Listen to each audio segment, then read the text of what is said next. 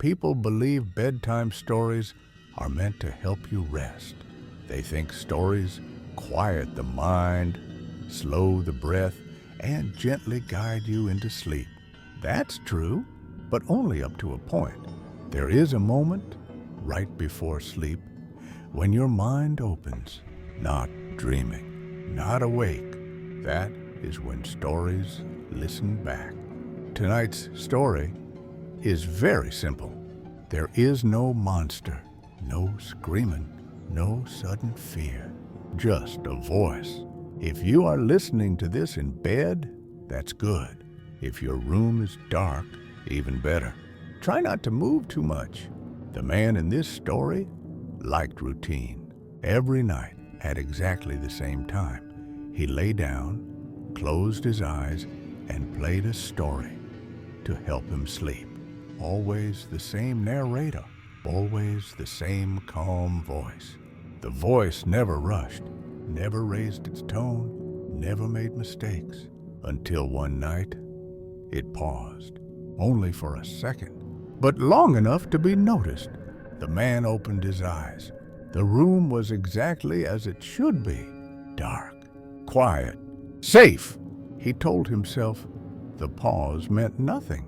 Stories pause sometimes. So he closed his eyes again.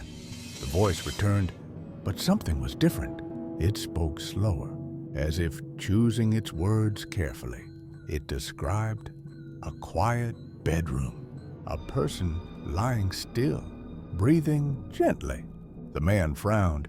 That sounded familiar. The voice continued. It described the weight of blankets, the warmth of the air, the way the darkness pressed softly against closed eyes. The man's breathing changed because the voice wasn't telling a story anymore. It was describing him. He reached for his phone to stop the audio. His arm felt heavy, not frozen, just reluctant. The voice spoke again, softer now. "Try not to move," it said. The man laughed quietly to himself. Stories don't give instructions. But his hand stopped anyway. The voice continued, calm and patient.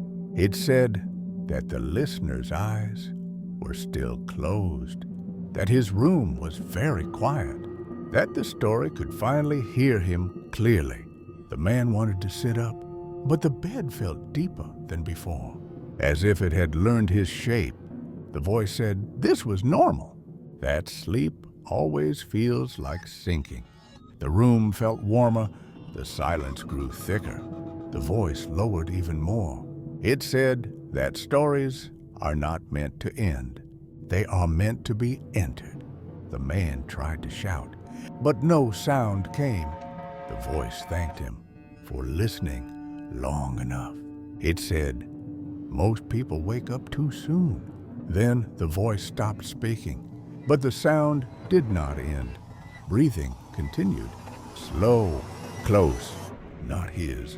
In the morning, the phone was still playing.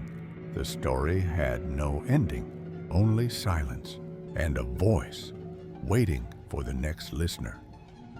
If you're still awake, the story can hear you too.